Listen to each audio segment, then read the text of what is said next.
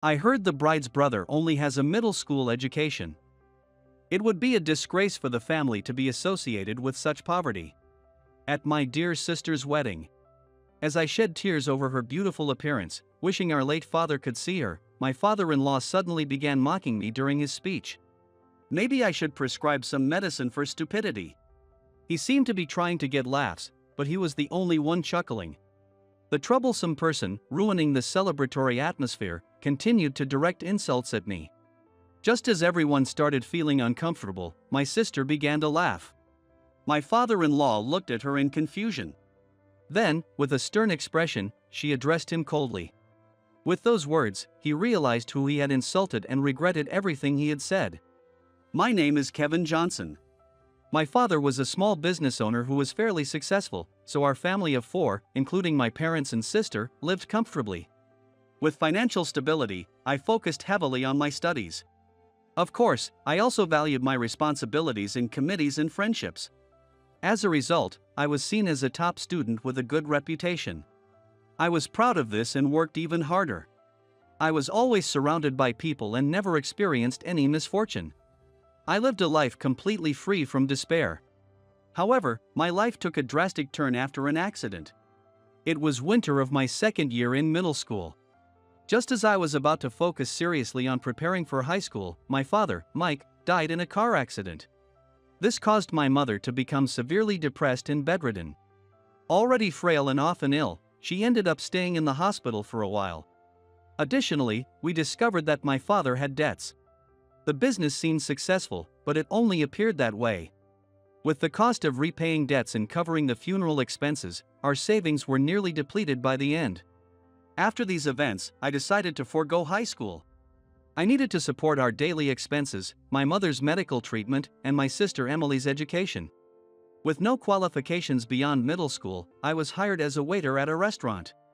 A friend of my father, aware of our situation, offered me a job at his establishment.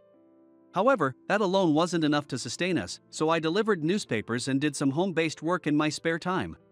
By the time a year had passed since my middle school graduation, my mother's health had improved enough for her to handle household chores and some light work. Mom, Kevin. I'm going to give up on high school and work too.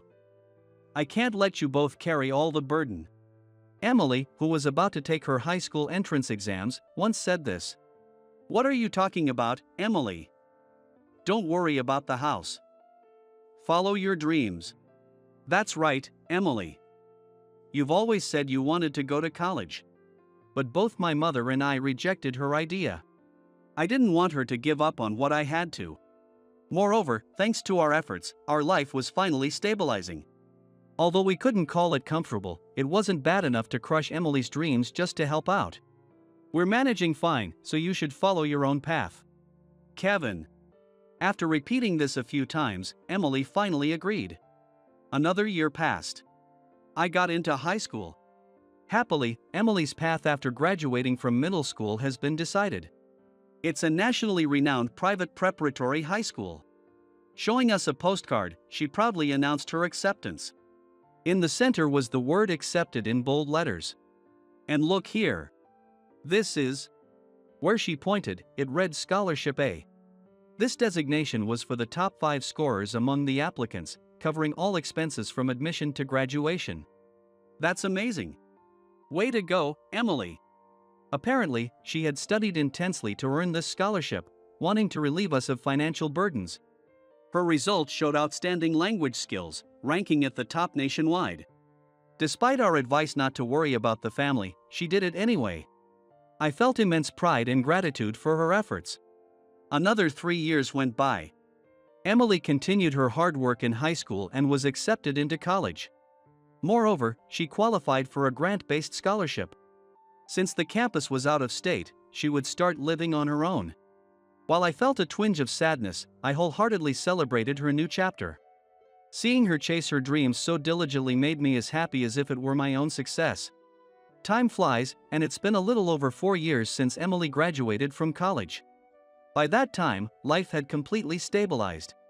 While my mother still had occasional health issues, she had mentally recovered to the state she was in before my father's passing. Emily, now a college graduate, worked in the secretary department of a major corporation. I heard she was highly regarded for her quick learning and excellent performance. Though the department had many experienced secretaries, she was thriving without falling behind. Then, unexpectedly, Emily announced she was getting married. Her fiancé was an executive at her company, the current president's son. His name was Michael, I believe. Despite being the president's son, he was a humble and sincere person. Known for his kindness and popularity, it was an honor for me as her brother that such a man chose her. I felt a father's relief that she hadn't ended up with someone unsuitable. Our families were set to meet. Unfortunately, our mother fell ill at that time. To fill in that gap, I attended on short notice. I participated in the formal meeting as a stand-in for my father. Thank you for coming despite the bad weather. Michael's father, Mr. John Smith, began his greeting. Being the president of a major corporation, he was a commanding presence. When I inquired about his wife's absence, he unexpectedly replied, "My dear wife passed away a few years ago." I blundered. I should have asked Emily more about them. I'm terribly sorry to hear that. I didn't know. The atmosphere grew tense and awkwardly silent. During this time, the sound of the rain was the only thing that loudly raged outside. As John mentioned, today was unfortunately pouring rain. Emily is truly a remarkable young lady. John seemed quite fond of Emily, continually praising her intelligence and beauty. The college she graduated from is also impressive. Emily graduated from a nationally renowned private college, and he showered praises about that as well. It's such an honor to have someone like Emily join our company and become my son's wife. Truly, we are grateful. Thank you. While I appreciated the compliments about Emily, his persistence made me chuckle awkwardly. By the way, John's beaming face grew slightly serious as he looked directly at me. When I returned his gaze, he continued. Which college did you graduate from? Well, I suddenly asked about my education. I hesitated to answer as someone who only had a middle school diploma. Compared to Emily's stellar record, attending a prestigious high school and college, there was a significant gap. But there was no point in lying about my background. Dishonesty would eventually come to light. So, I decided to be honest. I didn't attend college. Due to various family circumstances, I started working after middle school. Oh. Is that so? Well. John seemed surprised and laughed awkwardly. After that, he started to ponder deeply, murmuring. Actually, my brother didn't go to high school because... Sensing my explanation might be lacking, Emily tried to add more context. However, John interrupted her. No need to explain further. I'm sure there are reasons you can't discuss. Though his words were polite, it was clear he looked down on me for my lack of education. He has a face closer to a smirk than a smile. Moreover, the end of his earlier words was slightly high-pitched, and a stifled laugh escaped his ha-ha. Thank you for waiting. Here is the appetizer course. At that moment, the waitstaff brought out the first course of our meal. Both families were in full support of the marriage, so the meeting was supposed to be enjoyable. However, a single exchange caused an awkward tension. As the luxurious dishes kept coming, I found myself too distracted to enjoy the food. On the day of Emily and Michael's wedding, I was moved to tears by the combination of her beautiful makeup and stunning wedding dress. Don't cry before me, Kevin. Sorry. I was to walk her down the aisle in place of our late father, but at this rate, I worried about holding it together. It's time to enter. The coordinator guided us to our positions. The doors swung open, and the loud music filled the room. Honestly, my memories from that point on are a blur. Whether it was due to intense nerves or the tears in my eyes, I couldn't see clearly. I only remember my heart being full from the emotions built up over the years. After our father passed away, Emily worked hard to minimize her educational costs, facing countless challenges. Please take care of Emily, I whispered to Michael as I entrusted her to him. He quietly responded, I will. With that reassurance, I wiped my eyes with a handkerchief and returned to my seat. After that, the reception proceeded smoothly, with John giving a formal closing speech. He began with, "Today, my son," and continued talking at length. He must have spoken for about 15 minutes. Just as he seemed to be wrapping up. Just as I thought it was over, another topic began. Speaking of colleges, he glanced in my direction. I heard that Emily's brother has only a middle school education. When he revealed my educational background, the room buzzed with murmurs. Whether they were mocking my education or disapproving of John's comment was unclear. Emily has an impressive background, but to be associated with a brother who is only a middle school graduate, well, it's quite a disgrace for the family. Still lost in my own emotions, I was almost singled out and mocked by John. Of course, I felt anger, but another emotion took precedence. Maybe I should prescribe some medicine for stupidity. John spoke into the microphone, half laughing. He seemed to be aiming for laughs, but he was the only one laughing. This troublesome man, who had dampened the joyous occasion, continued to hurl insults at me for a while. Well, that concludes my speech. Satisfied, he abruptly ended his speech and set down the microphone. Ordinarily, applause would follow, but the guests were stunned. They were, as the saying goes, pulling back in shock. Then, laughter began to break the uncomfortable silence. Everyone looked around in surprise. Emily. After a few seconds, I realized it was Emily who was laughing. John watched her with a puzzled expression. Though he didn't say it, his face clearly asked, "What's so funny?" Even as he stared, Emily kept laughing, holding her stomach. Tears formed at the corners of her eyes from laughing so hard, and I worried her makeup might get ruined. After laughing for a while, she let out a weary ah, and then looked at John with a serious expression. "John, you really should recognize your shareholders' faces." "Excuse me? Shareholders?" Michael nodded in agreement with Emily, glaring sharply at John. "Don't you remember that Kevin attended our shareholders meeting? He's a major shareholder in our company." I hadn't known all the details about John, such as his late wife's passing. However, I didn't expect him to be unaware of who I was.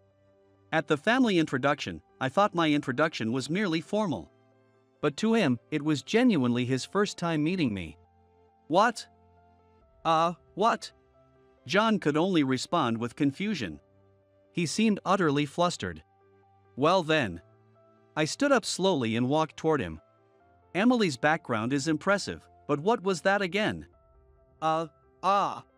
He was too shocked to speak. He must have realized, from Emily's words, who I was and what he had just done. My father had owned a substantial amount of stock. When he passed away, I was still in the 8th grade. I was too young to manage such investments. Thus, my mother became the official heir to the stocks. However, my mother wasn't in a good mental state at that time, so the inherited stocks remained untouched for a while. By the time Emily entered college, my mother's mental health had significantly improved. She finally had the capacity to consider the inherited stocks. Upon thorough examination, we discovered that most of the companies my father had invested in had grown substantially, providing us with more than enough to escape our precarious financial situation. Thanks to this, our lives stabilized, and my job at the restaurant was sufficient to cover our needs. During this period, I became interested in stocks and started investing our surplus funds, following in my father's footsteps. Slowly, I continued to increase our holdings, eventually becoming a major shareholder in John's company. Even though it was a company mentioned in my father's notes, looking back now, I think it was a very risky approach. I was saved because this company succeeded. "I'm disappointed in you, Dad." Michael addressed John, who stood trembling in shock. "I always respected you for growing our business as the president." "Michael." John began to shake, calling Michael's name as he snapped back to reality. "But not recognizing a major shareholder's face? That's unacceptable for a president. And before that, how could you insult someone like that? Especially a family member?" John, now tearful, muttered Michael's name repeatedly. "Sorry to say this, Dad, but you're the disgrace to the family." Michael strongly reprimanded him, using John's earlier words against him. John groaned, "Ugh," then looked at me resentfully with his paled face. "Why would a middle school graduate buy our company's stock?" Pointing weakly at me, he questioned. His question made no sense anymore. "Does one need a degree to buy stocks?" I replied in exasperation, causing John to blush and look down. If you must know, my father left notes indicating which stocks to buy. Ever heard of James Johnson? When I mentioned my father's name, John's face turned from red to ashen. He was in an accident. His trembling was severe.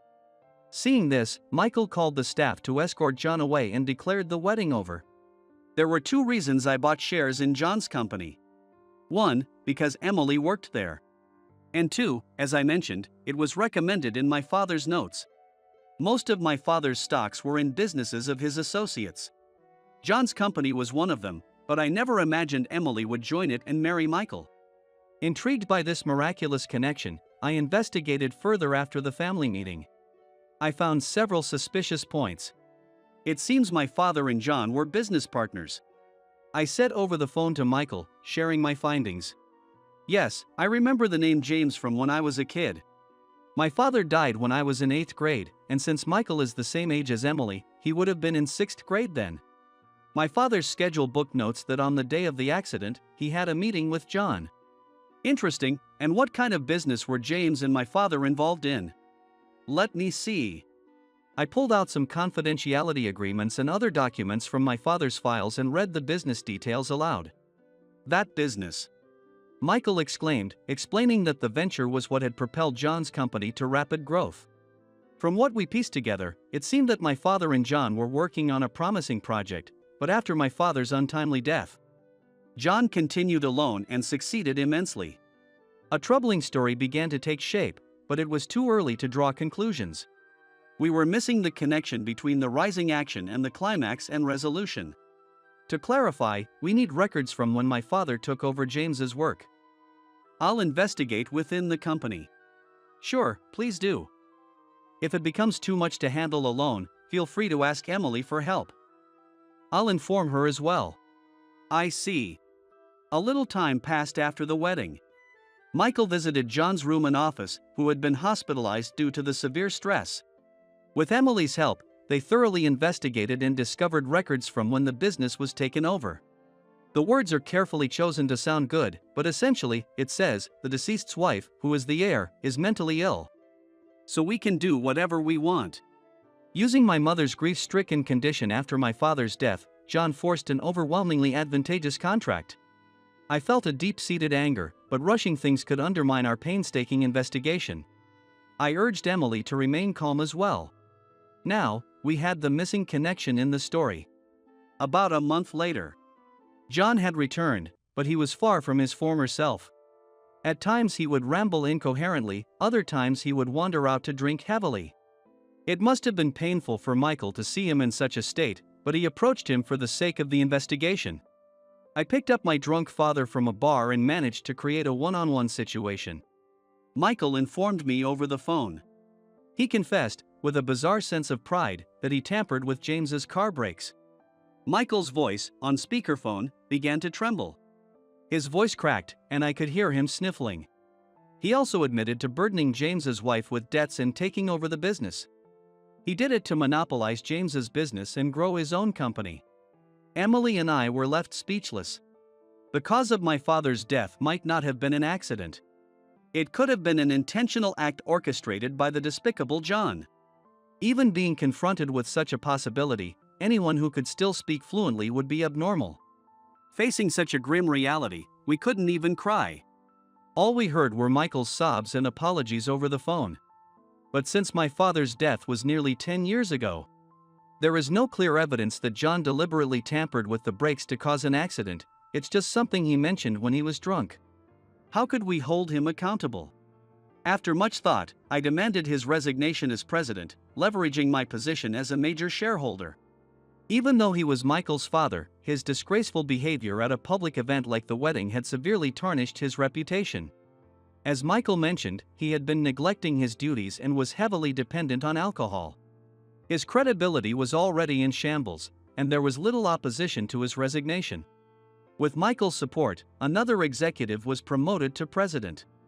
After that, I focused on locating the mechanic who had worked on my father's car. Michael took a leave of absence to assist me. He repeatedly declared with strong determination, "I will settle my father's old scores." I genuinely thought he was cool. At the same time, I felt he would be a wonderful husband to whom I could confidently entrust Emily. 1 year after starting the investigation into John and my father. At such a pivotal moment, we finally succeeded in identifying the mechanic who had tampered with the brakes. He was a simple worker at a small, rural repair shop. Or rather, a former worker. Upon realizing his actions had caused a man's death, he quit his job and became a recluse. When Michael explained the situation regarding John, the former mechanic, Tom, confessed with large tears streaming down his face. At that time, the workshop was small, and I couldn't make enough to support my family. He recounted his traumatic past, his voice trembling. Then your father showed up with the blueprints. He asked me to modify the car as specified, promising a generous reward. As a mechanic, I knew the blueprints were suspicious. But I was blinded by the money. John's offered sum was staggering. I wrestled with guilt. Should I confess my crime? But I was terrified of being punished and even more of John's retaliation. I was utterly petrified. From the fear and guilt, he shut himself in his room. The wife and children he had wanted to protect left him, and he continued to live alone, barely getting by. He told us this in a voice barely above a whisper. Would you like to go to the police with us? I suggested to Tom, who was still trembling. Wanting to atone for his sins, he nodded vigorously, his eyes red from crying. Tom confessed to the police about the incident, no, the crime. He admitted he had been directed by John, took the money. Because of that, James left this world. All of it. Based on his testimony, John was taken in for questioning as a person of interest. After a thorough investigation into his actions and misconduct, John was officially arrested. Even though John was arrested, it wouldn't bring my father back. There was no sense of achievement, just an empty routine. One day, when I returned home, I noticed an unfamiliar luxury car parked in our driveway. Wondering what was going on, I entered the house to find Emily and Michael in the living room. My mother was serving coffee, and it seemed their visit and my return happened almost simultaneously. I'm sorry for dropping by unannounced. Sorry for the sudden visit without any notice. I don't mind, but what's the occasion? You both seem very formal. Both were dressed in formal attire for some reason. Actually, there's something I need to discuss with you, Kevin. Michael spoke solemnly. What my father did is unforgivable. As the son of such a despicable man, it is equally unacceptable for me to marry James's daughter. I believe we should part ways. To my surprise, Michael began to talk about breaking up with Emily, tears welling in his eyes. Judging by Emily's calm demeanor, they had already discussed this. If you really want to break up, then you should. You're both adults and free to make your own choices. Kevin. But only if that's what you truly want. Michael looked at me, puzzled. If you're saying this out of a sense of responsibility for John's actions, that's a different story. What? Michael's eyes widened at my words. The responsibility for what John did lies with him. You were just a child then. You don't bear that burden. So, instead, I have a request. I asked Michael. Ignoring his confusion, I continued. If your feelings for Emily haven't changed, could you please make her happy? Kevin. You're right. My feelings haven't changed. I still want to be with Emily with all my heart. When I looked up, Michael was crying as he spoke. Emily, sitting beside him, was hiding her face in her hands, blushing. Emily, are you okay with this? Yes, thank you, Kevin. Their emotions seemed to spread, making me feel a bit embarrassed too. To cover it up, we all laughed together for a while, including my mother. The sun was setting, painting the sky a deep orange. Hearing a few crows cawing, I stood before my father's grave and put my hands together in prayer. Long time no see, Dad. I opened my eyes and began recounting everything that had happened recently. It happened last year, but Emily got married. Her husband is an executive at her company, and he's a very sincere person. The flowers I had placed swayed in the wind, as if nodding in agreement. It seemed that my father was pleased with Emily's happiness. I then briefly mentioned the man named John, who had once been my father's business partner. But don't worry, Dad. The man who deceived you has been brought to justice. The verdict hasn't been delivered yet. But he's admitted his guilt and appears to be remorseful. What kind of punishment John will face remains unknown. Will he regret his actions? Will he apologize to my father? That's up to him, and it's something I can't predict. Tom, who tampered with the brakes, feared retribution from his employer and kept silent about his crime. Similarly, John might have been living in fear of someone's revenge. His extraordinary shock at Emily and Michael's wedding. It seemed to indicate the answer. How did he feel, standing on the ill-gotten pedestal of his position? And now, having lost his status and social credibility, what must he be feeling? I might be a bad person for hoping that he experiences the same pain my father did. But I want to live my life with integrity. I want to be a strong person who can be proud of himself and never have to feel ashamed. I told my father these wishes and left the cemetery. Well, I see. I'm so glad you're alive. Samantha said this as she gently hugged the small child. I had taken in and raised an orphan for certain reasons. Blood relations didn't matter. I raised her as if she were my own daughter. However, there was a shocking connection between my daughter and Samantha from work. Seeing her quietly shed tears while lovingly stroking the child's head, I too had to hold back my tears. My name is Kyle Oakes. I work as an apprentice chef at a small restaurant in town. In my sophomore year of high school, it was the same restaurant where my best friend treated me to a meal for my birthday. I was so moved by the beef stew I had for the first time that I applied for a part-time job the next day. Although I was initially turned down because they weren't hiring, my enthusiasm must have come through, and I was allowed to start as a dishwasher. After graduating high school, I was hired as a full-time employee. Now, I am gradually being entrusted with cooking tasks and spend my days busily. I don't know my parents. I grew up in an orphanage from as far back as I can remember, and after graduating high school, I rented an apartment near the restaurant. Even though I didn't have parents, I never particularly felt lonely or sad. The staff at the orphanage were very kind and my friends were great. There were curious people, but I had such close friends that it didn't bother me. One of them was Tom.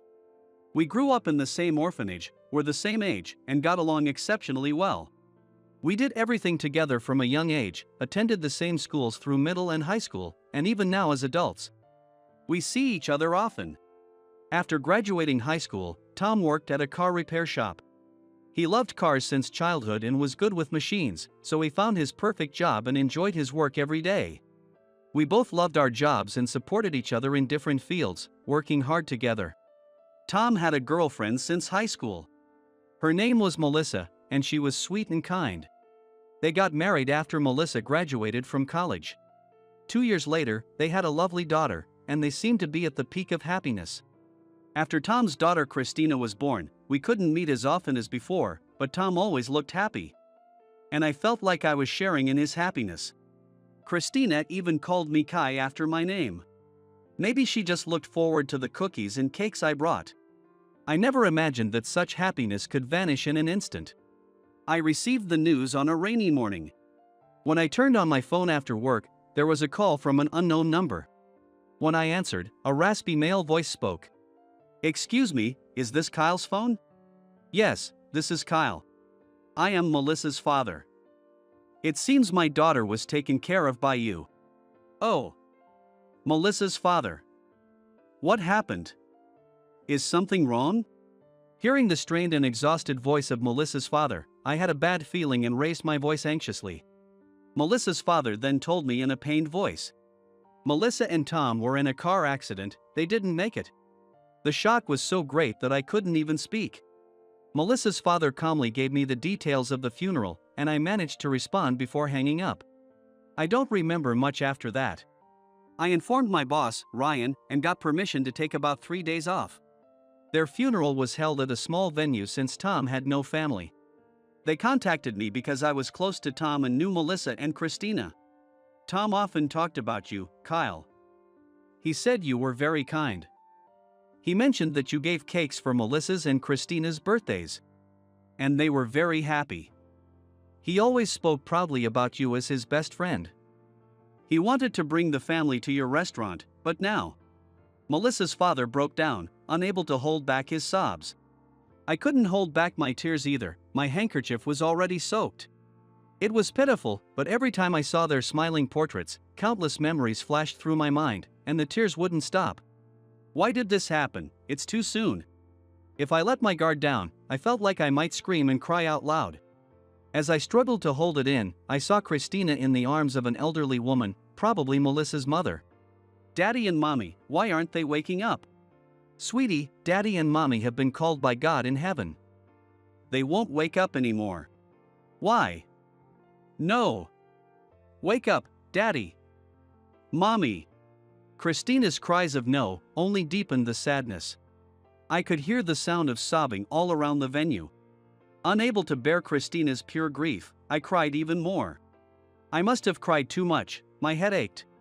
After the funeral ended and the mourners had left, I stayed, staring at their portraits. They were hit by a car that ran a red light while crossing a pedestrian crossing. It was their first outing alone in a long time, having left their child with her grandparents. Such a tragedy struck them. Melissa's parents cherished her, especially since she was born later in their lives, and they also cared deeply for Tom. Kyle. When I turned around at the sound of my name, I saw Melissa's father. He looked exhausted, but his concern for the mourners showed his kind nature. I'm sorry. It's just hard to say goodbye. It's okay. We feel the same. With a limp, he slowly walked towards me. My wife and I can't come to terms with this. We are overwhelmed by what lies ahead. I see. Sitting on a nearby chair, he sighed and began to speak. I can't use my left side, so I can't even lift my grandchild. My wife has health issues too, so we decided to move into a nursing home. What? Then, what about Christina? We decided to place her in an orphanage. We don't have any relatives. I know it's a selfish request. But could you please visit Christina from time to time? She seems to be fond of you. Of course. But the thought of Christina going into an orphanage pained me. Having grown up in an orphanage myself, I didn't think it was a bad place. But suddenly being separated from her parents and grandparents would be incredibly lonely. And with her grandparents in a nursing home, they wouldn't be able to see her often. Is this really the best solution? Would Tom want his family to be separated like this? I want to take Christina in. The words surprised even me. But they felt natural. Tom was like a brother to me. And Christina was precious to me too. I might not seem reliable, but I genuinely care for Christina. Tom was like a brother to me, so she's like my niece. I don't want her to be lonely. Please?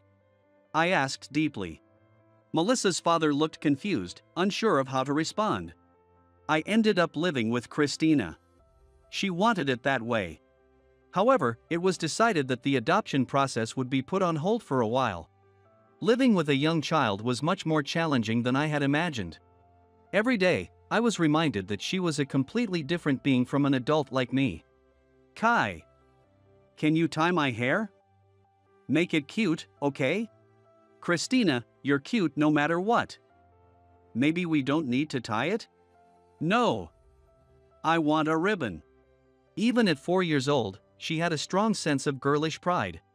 Sometimes, she would cry her heart out and go to preschool in her pajamas if her favorite clothes were being washed. She had to bring a lunch to preschool every day. Christina had food allergies, so I had to be very careful about what she ate. Checking ingredient labels on store-bought food became a habit. It's times like these when I'm glad I'm a cook. The hardest part, though, was bedtime. At night, she seemed to remember her parents. Sometimes she would wake up in the middle of the night and start crying. Mommy, Daddy. I would hold her, pat her back, and sing a clumsy lullaby. Even if the tune was off, hearing it seemed to comfort her. Putting her to sleep this way became our nightly routine. One morning, after many nights like this, I woke up with a headache and dizziness. Probably because I had been up late soothing Christina again. I figured it was just lack of sleep and downed a black coffee. Unfortunately, I didn't have any medicine at home. I thought I should start keeping some, just in case Christina ever got sick. With these thoughts in mind, I started my morning routine. I somehow managed to drop Christina off at preschool and headed to work, but as soon as Ryan saw me, he looked shocked. "Kyle, you look terrible. Are you okay?" "Yeah, I'm fine. Probably just tired. Didn't you mention you're taking care of a little kid? Are you getting enough sleep?" "Well, it's been okay, more or less. If something's wrong, let me know, okay?" "Kyle? Hey. Are you alright?" Ryan's deep voice started sounding distant. By the time I realized something was wrong, my vision had blacked out. When I came to, I was staring at an unfamiliar ceiling. Sitting up, I realized I was in a hospital.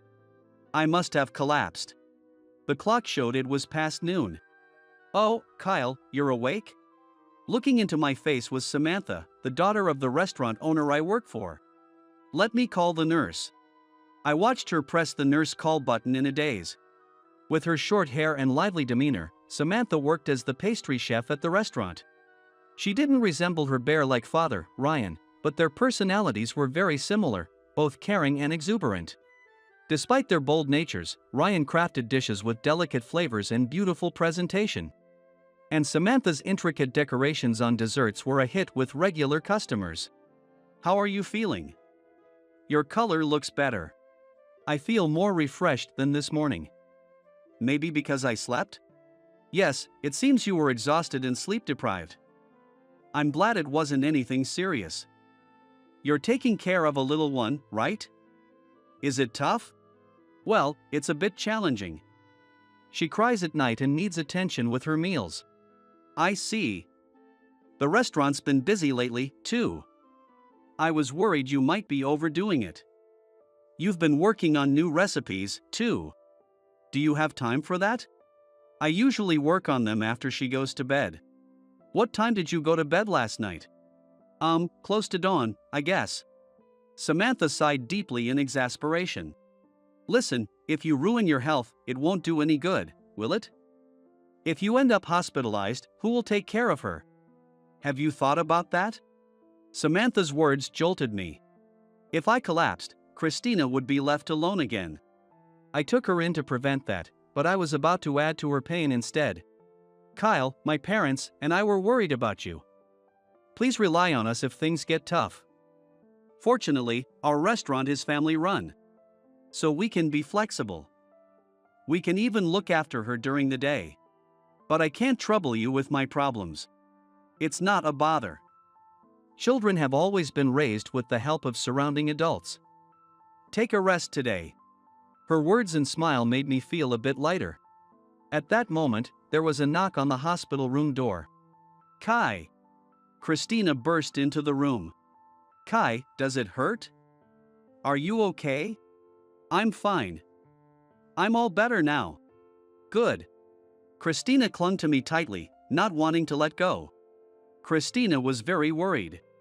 It was Ryan's wife who spoke. She had apparently picked Christina up from preschool. "Thank you for worrying about me, Christina.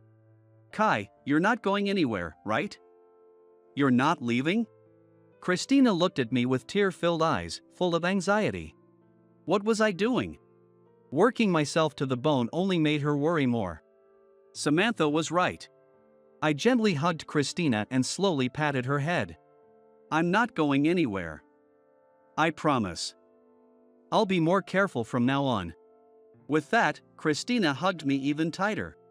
"Kyle, can I ask you something?" Samantha's tone changed to one of deep thought. She seemed troubled and serious. "What are Christina's parents' names?" Tom and Melissa." As soon as I said that, Samantha's eyes filled with tears, and she collapsed to the floor, crying. "Samantha? What's wrong?" I was at a loss, unable to do anything but worry. Christina moved away from me and went over to Samantha, patting her head. "Are you okay? If I pat you, your tears will stop." "Thank you, Christina." Samantha hugged Christina. Not knowing what to do, I looked at Ryan's wife, who gave me a troubled smile. "Mom, can I tell him?" Samantha asked her mother, who nodded quietly in agreement. Samantha wiped her tears and looked at me. "The truth is, I'm not related to my parents by blood. They took me in when I was a child. I had a younger brother. We were told we were taken in by different families, but we lost contact and I never knew where he was. His name was Tom. Christina's father. What? Is that true? Yes. Christina looks just like my younger brother. I was unsure, but hearing the name confirmed it. Yes, it's true.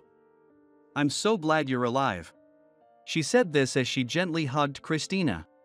Seeing her lovingly stroke Christina's head while quietly crying made me want to cry too, but I held back.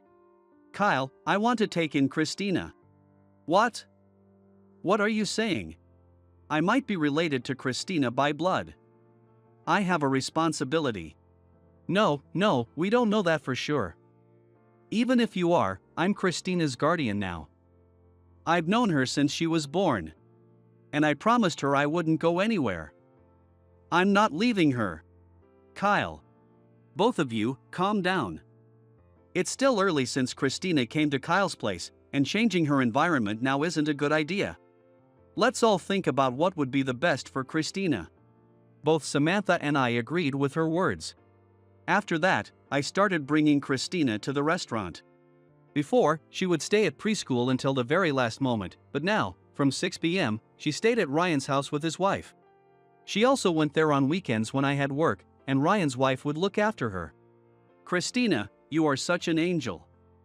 Today, I'll make you a special kids plate. Ryan was completely smitten with Christina. Despite being built like a bear, any semblance of dignity disappeared when he was around her. It wasn't just Ryan. All the senior staff were also smitten with Christina. They all tried their best to get Christina to remember their names. Although they were all acting strange, Christina was rarely lonely because someone was always nearby, and she started crying less at night. Just when Christina was getting used to everyone at the restaurant, a small incident occurred. Christina had an allergic reaction to some snacks a friend had given her. Thankfully, it wasn't severe, but seeing her mouth turn red sent chills down my spine. Christina is allergic to eggs and dairy products. This means she can't eat most store-bought sweets. While I was careful, I understood her desire to eat the same things as her friends. Why does it make me itchy when I eat it? All I could do was pat her head as she tearfully asked. Kyle, you mentioned you made cakes for Christina's birthdays. How did you do it without eggs and dairy products? After work that day, Samantha asked me. With genuine curiosity as a pastry chef. I made them at home, so it wasn't anything special. I used pancake mix and soy milk for the batter. And there's a store-bought soy whip for the cream. Kyle, that's impressive. Going to such lengths for Christina. Some of the senior staff gathered, having overheard our conversation. So, what about bread? Sometimes Christina eats bread, right? I bake that too. French bread and baguettes often don't contain dairy products or eggs, but they're too hard for her to eat. So I make it with olive oil and soy milk. I usually cook at home so the food is generally safe, but she sometimes wants to eat things like omelets. Christina's birthday is coming up, and I'm thinking about the party. Is her birthday soon? Let's have the party here then. Ryan won't say no for Christina. I was stunned by my senior's suggestion. I'll handle the cake. I'll make a big decorated one without eggs or dairy products. I'll bake the bread. Honestly, I'm better at bread making than you. So Kyle, you make Christina's favorite dish. It's the right person for the right job. The oldest senior put a hand on my shoulder. Christina wanted to eat an omelet. Could I make one without eggs? I'll also make her favorite steak.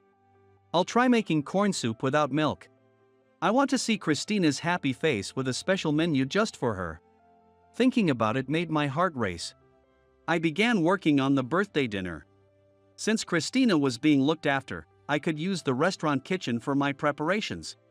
Samantha was helping too. Omelet is the hardest, right? It's almost all egg. That's why it's such a dream for her. I really want to make it for her. I see. That feeling is the best gift. Let's work hard together. Samantha lightly patted my back. For the omelet, I mixed pureed pumpkin with rice flour and cooked it like a crepe. The appearance resembled a thin omelet, but it was slightly dry and firm. How about adding potato? Ryan suggested as I pondered. Pureed potato could soften the texture a bit. It might be harder to cook, but that's where your skills come in. Apparently, Ryan wanted to get involved but was holding back, as Samantha informed me. Kyle, can you taste this? Samantha held out a sponge cake. Surprisingly, thick soy milk whips up quite well. I think we could make other allergy-friendly sweets. Thanks to Christina. Thanks to Christina? Yes. If it weren't for her, I wouldn't have worked so hard to learn about allergies. Nor would I have thought about making sweets that could be sold at the shop. If we can sell them, not only Christina but others with allergies can enjoy them too. It's a win-win, right? I guess so? Definitely. Thanks to Christina and you, Kyle. Samantha smiled. And her smile was so bright I felt my face turn red. Finally, Christina's birthday arrived. It was a Monday, so the restaurant was closed, and we had it all to ourselves. The restaurant staff and Christina's grandparents were invited. The table was set with all of Christina's favorite foods. Not only I, but the senior chefs had also put in a lot of effort into their dishes. The steak was bound with mashed potatoes and shaped into a bear by Ryan. With a carrot bow tie and radish flowers, it was adorably intricate, and I marveled at how such delicate garnishes came from his big hands. The bread baked by my senior was fluffy and soft, easy to eat.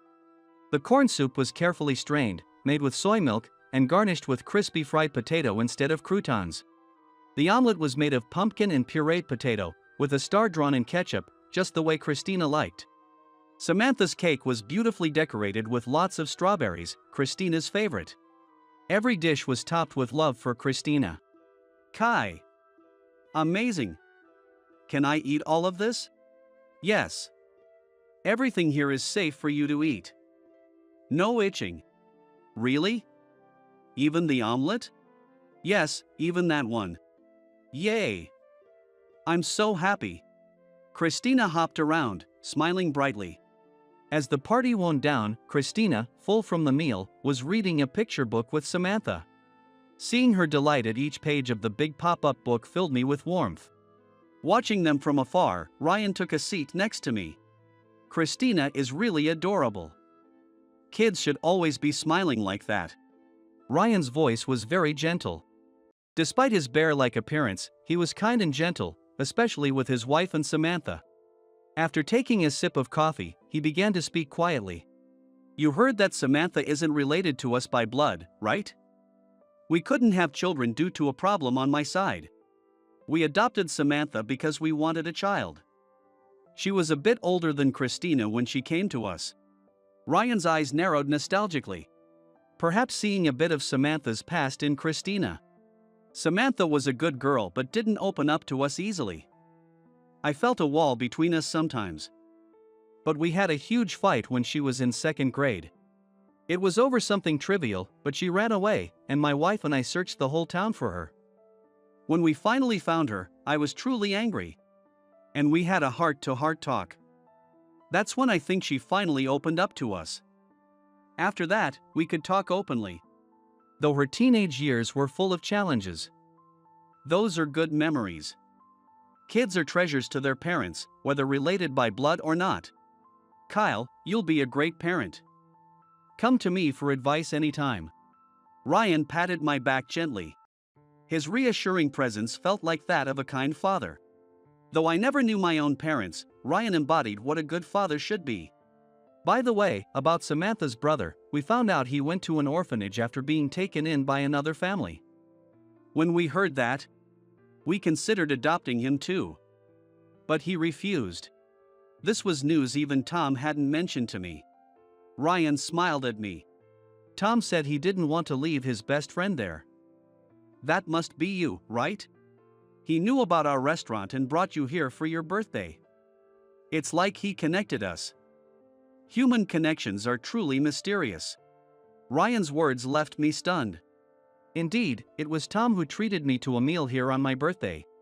I have no idea what thoughts he had at that time, but the bond he created brought me here, and Christina's smile is proof of that.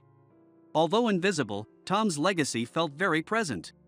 Thinking about this, my eyes filled with tears. Oh, Kai is crying. What's wrong? Hey, Dad, you can't make Kyle cry. Kai, don't cry. I'm here for you. Christina awkwardly patted my head. It was the same gesture I used to comfort her when she cried. No, I just told Kyle that he and Christina already seem like family to me. That's why we were talking about it. Saying things like that only makes me cry more. Please, don't make me cry. As I said this, laughter filled the room, involving everyone around us. That night, Christina, exhausted from all the fun, fell asleep in a restaurant chair, so she stayed over at Ryan's house. While watching Christina sleep, Samantha spoke quietly. People often say I resemble my parents, so I sometimes forget I'm adopted. Over time, family members start to look alike. I'm grateful to my parents, not just for raising me, but for giving me so much love. I'm sure Christina will feel the same in the future. Kyle. It's clear how much you care about Christina. Are you trying to make me cry too, Samantha? Maybe. But it's the truth. At this rate, when Christina gets married, you'll be crying your eyes out. I can already imagine it. Yeah, I already feel like I don't want to let her go. Ha ha. Samantha laughed heartily, holding her stomach.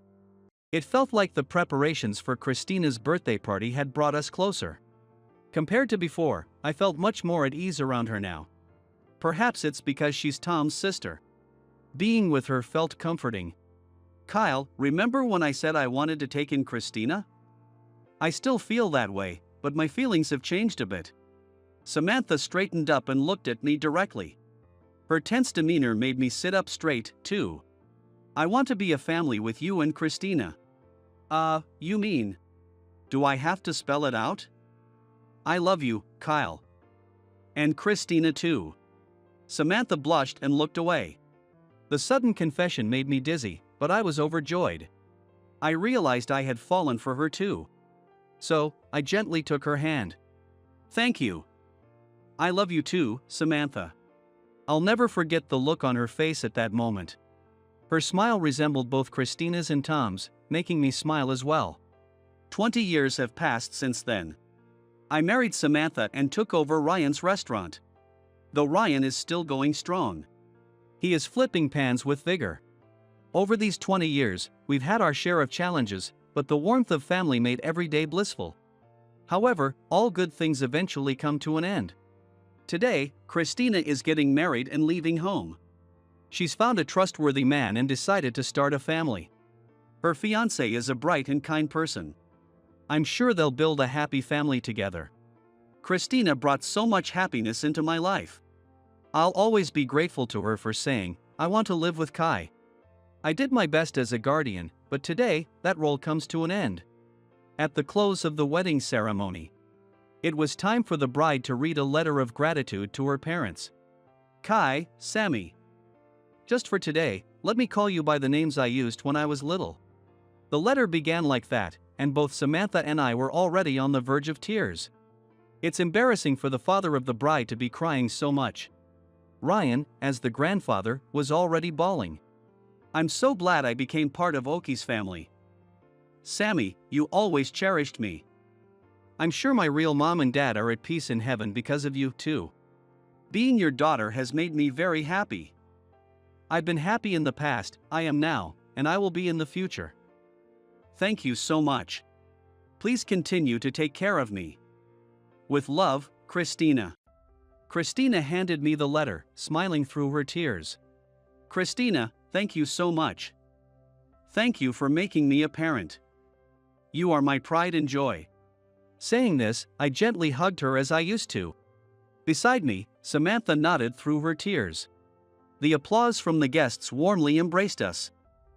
When I went to UK, I told Emily not to wait for me.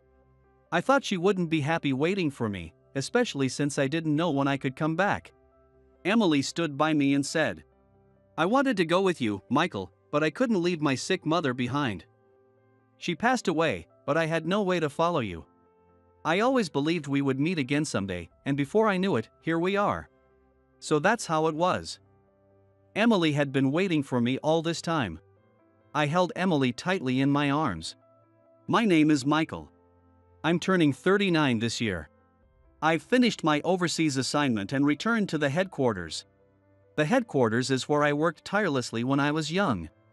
I felt nostalgic about the familiar workplace. After 12 years, there are few employees I know anymore.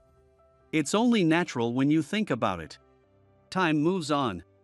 I gave a brief introduction at the morning meeting on my first day back. It felt a bit embarrassing to introduce myself again. I was welcomed with applause. I was immediately called upon for work. It was about a new client we had signed a contract with. They wanted to discuss the contract details. As a manager, I also attended the consultation about the contract. I appreciated the subordinate who secured the contract and wanted to support their discussion. I understood that a manager's role is to oversee the employee's work, appreciate their efforts, and sometimes offer support. It was different from just securing contracts. In that sense, I felt a fresh sense of purpose. When I was assigned overseas, I was a regular employee, but I returned to the headquarters as a manager. The sales expertise I honed abroad should be useful in my managerial role. I aim to advance step by step as a manager while bringing out the best in the younger staff. My boss, David, who sits next to me, is much younger than I am. He was promoted to his current position at a young age. I was surprised he became a director at his age. He must have achieved a lot to earn his position. Suddenly, David called me while I was dealing with the client at the meeting room. What could it be about? I left my subordinate to handle things. It must be urgent, I thought. When I got back to the office, David was sitting at his desk, waiting for me. Sorry for calling you suddenly. I need a favor. Sure, what can I do for you? It's not a big deal, really. David should understand that I was busy dealing with the client. I believe that dealing with clients should be done with utmost sincerity and priority. There must be a pressing reason he interrupted me. David, please make it quick. Why? I called you because I need to ask you something urgently. I was surprised by David's unexpected response. Does he understand that the client is waiting? A new client we signed a contract with is here to discuss the details. I can't keep them waiting. I just stepped out for a moment. That can be left to the person who secured the contract, right? That's not your job. Yes, we are delving into the contract details and progressing with the discussion. As the person in charge, my input is necessary. So, what is it you need, David? David cleared his throat before speaking. What? Is it something hard to tell me? Actually, there's a contract we want to secure today. I need you to come with me. Sorry for the sudden notice, but please get ready quickly. Huh? You're securing a contract, David? This sounded strange. That's not David's job. And why would I need to accompany him? David said it wasn't a big deal. But if it's about a contract, isn't it a big deal? David's role is company management. He handles administration and doesn't directly involve himself in making contracts. Is he involving me because it's a contract? This isn't something David should be dealing with directly. Why are you involved in this contract, David? Why can't I be involved in a contract? That's not your concern, is it? I couldn't understand what David was saying. I felt I had no choice but to comply. When do we leave? Right now. Get ready. David, that's impossible. I have work to do. David suddenly scowled. Are you defying your superior? A superior's orders are absolute. I was shocked. I can't believe there's a boss who would say something like that. Who ignores their subordinates' work like that? This is unreasonable. I reluctantly decided to leave the client dealings to my subordinate. All right, David. I'll accompany you immediately. Can you drive? Out of the blue, what's he talking about now? Does he want me to drive us there? Yes, I can drive. That's great. We'll take the company car. Just as I thought. I didn't mind. I got the company car ready and waited for David. I felt bewildered. David climbed into the car nonchalantly. Take us here. This is where our potential client is. David handed me a note. It had the name T Corp on it. T Corp? I've visited them before. I didn't mention this to David, so I knew the way well. I drove without getting lost. While driving, David said something odd. When we get to T Corp, stay in the car. What? I thought I was going to join the meeting? No, that's not necessary. I'll handle the contract alone. Don't worry about it. Then why am I even accompanying you? I didn't understand at all. If I wait in the car, I'll end up just being a chauffeur. Are you sure that's okay? I want to be of help to you, David. Just do as I say.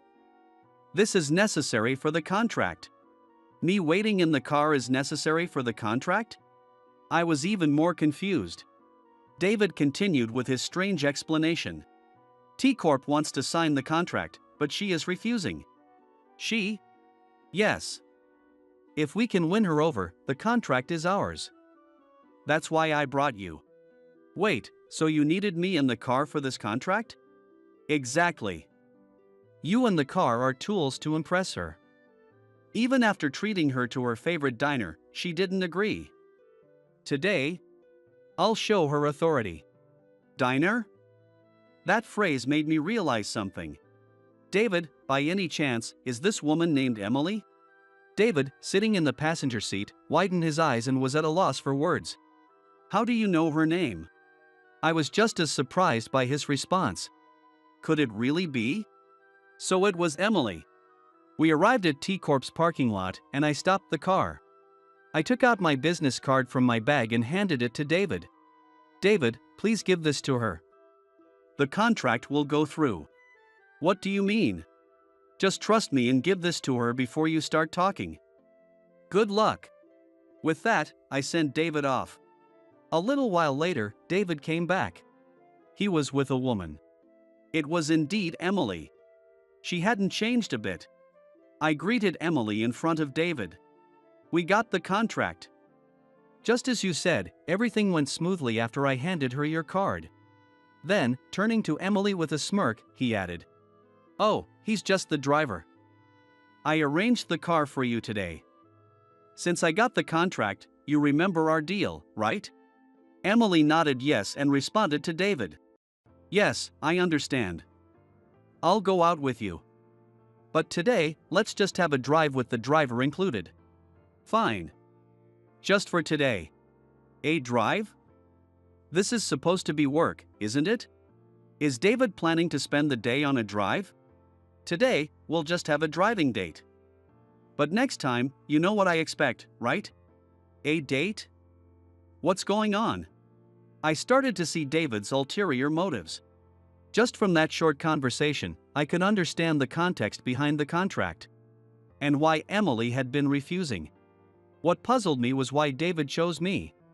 Wouldn't it have made more sense to use a younger guy? While I was wondering about this, Emily casually asked David the same question. The driver looks older. Is he new to the company? Yes. I rose to this position at a young age, so I need to be able to boss around even older employees. When I said I'd get the contract today, this guy volunteered to come along. He's old, but he just joined the company and became a manager. So I thought I'd make him my sidekick today. So that's what he meant by showing authority. It oddly made sense. He just wanted to impress Emily. He doesn't even realize I've returned to the headquarters. He thinks I'm just some clueless old guy, huh? What kind of company promotes someone to manager based on age alone? You become a manager because you've earned it, right? David tried to use a drive date to secure the contract. But Emily isn't that kind of shallow woman. She agreed to the contract and the drive after seeing my business card. I was touched by Emily's feelings. Both Emily and I spent that day on David's drive date without revealing our identities. After politely dropping David off at his house, I finally got to be alone with Emily. Michael, it's been 12 years since you left. Has it really been that long? How have you been? When did you come back? Just recently. Today was my first day back at work. I never expected to see you on my first day. Really? It must have been fate that brought us together again. Emily smiled. She seemed genuinely happy to see me. Emily was my beloved girlfriend. We talked about marriage when we both became working adults. When the overseas assignment came up, I wanted to take Emily with me. Of course, I intended to marry her. But Emily turned down my proposal. So, I went to the UK alone. I told Emily I didn't know when I'd be back. That's why I told her not to wait for me. It wasn't how I really felt. "I'll wait for you," Emily said and saw me off at the airport. It's been 12 years. Emily must be married by now. I was afraid to find out the truth. "So, what do you do at your current company? Are you in a high position?" "I'm a director, but it's nothing special." "So, were you negotiating this contract as a director?" Emily chuckled. "Our company is small. Major contracts involve the directors. The contract with your company was a big goal for us. I was put in charge. But for some reason, David was the representative on your side. At first, the negotiations went smoothly. But then he started whispering things in my ear." "Whispering?" I didn't need to hear the details to understand. From today's events, I got a good idea about David. "So the negotiations stalled?" "David made our relationship a condition for the contract."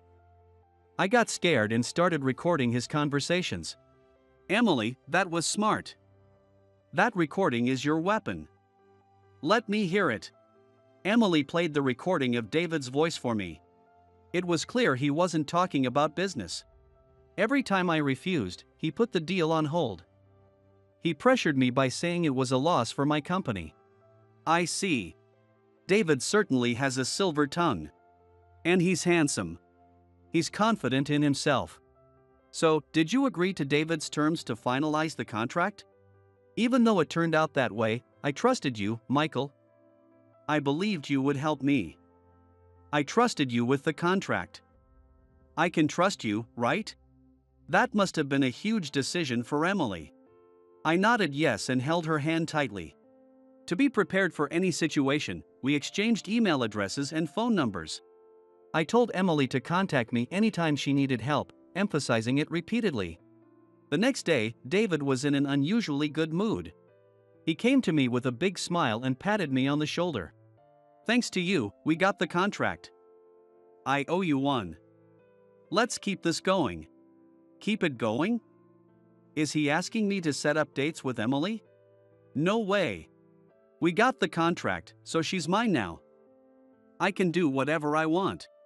Do whatever you want? What are you planning to do? David laughed mockingly. Can I say that in the office? It's exactly what you're thinking. I realized I had to fight David and save Emily. A few days later in the evening, I received a sudden message from Emily. "It's happening already." David contacted me. I immediately stepped out of the office and called Emily. She answered right away. "What did he say?" "He wants to have dinner tonight. He seems to have already made a reservation." "Tonight? Did you make plans with him?" "Of course not. It's so sudden, right?" David seems completely set on this. "Set on what?" "He plans to have dinner and then take you to a hotel." "What? Did he say that?" "He said he'd leave it to my imagination and laughed." "Michael, what should I do?" "Don't worry, leave it to me. I'll make sure David changes his mind. Go straight home today. But don't worry about anything else. It'll be fine." After reassuring Emily and ending the call, I headed straight to David's desk. "David, I need to talk to you." "What is it?" "I'm busy today. Can we talk another day?" "No, it has to be today." "What do you mean?" "David, I set aside my work to accompany you on your date. Now it's your turn to do the same for me." "What are you talking about?" "Working hours are over. I don't have to spend time with a subordinate after hours." "Does that include the contract with T Corp?" David flinched at that moment. Was he feeling guilty? "The contract with T Corp has nothing to do with you. You have no right to interfere." "Are you sure? Did you forget?" "Forget what?" That the contract was sealed because I showed my business card. So what? It means it wasn't your doing. With my words, David scowled. What a cheeky thing to say for a manager. First of all, you don't even know the details of the contract, do you? His pride must have been deeply wounded. It was a fact that my business card made an impact. Doesn't that seem strange to you? But David cut me off. None of that matters. Results are everything. Securing the contract is what counts. The deal with T Corp is done. As long as she agrees to my terms. That's all that matters. David's true intentions became clear. His goal wasn't the contract, it was Emily. He just wanted to possess her. He was using the negotiation and his job to achieve that. Is she that attractive to you? That's none of your business, is it? I played a part too, and it seems you're quite taken with her. True, I used your help. You found her beautiful too, didn't you? Well, yes. See? Such a beauty is rare. When she came to our office, I decided to take charge directly. I wanted to make her mine using the contract as leverage. Do you always use contracts to achieve your personal goals? David hesitated for a moment at my question. Yes. Contracts are about connecting with people. Remember that. Success, money, women, all depend on how you do it. Is that really how it works? I wondered what kind of experiences David had to reach this point. It was beyond my imagination. And now, Emily was his target. Well, I have things to do. David began gathering his things. He was probably heading straight to the restaurant. David, if she refuses your advances, what will happen to the contract? She won't refuse. Accepting my advances means she's agreed. If she refuses, the contract will be nullified. She knows that. Isn't nullifying the contract a risk for us either? David started laughing. A contract with a small company like that? It's no risk to us. That contract doesn't even matter. I just wanted her. Contracts can have personal motives too. David said this nonchalantly. He picked up his bag and prepared to leave. Wait a minute. What now? I told you I'm busy. Are you going to the restaurant? David seemed taken aback. His eyes widened. How do you know that? I had to explain to this clueless David. Everything about you is transparent to me. Emily and I have a close relationship. What do you mean? Don't you get it yet? Emily used to date me. David looked dumbfounded. He probably couldn't grasp the situation. I know you invited Emily tonight. And that's not all. You know about everything? Yes. I know all about how you've handled this contract. It's despicable. Did you think I was just a clueless old guy who wouldn't care about anything you did? I will fight you. I will protect Emily from you. Fight me? What can you, of all people, do? You didn't notice, but Emily recorded your conversations during the negotiations. At first, you whispered, but as your comments became bolder, she started recording. What was supposed to be a business discussion turned into you trying to seduce her. Did you listen to it? And there are times when you threatened Emily too. You even said you would destroy her company if she didn't comply. Does that ring a bell? We have solid evidence.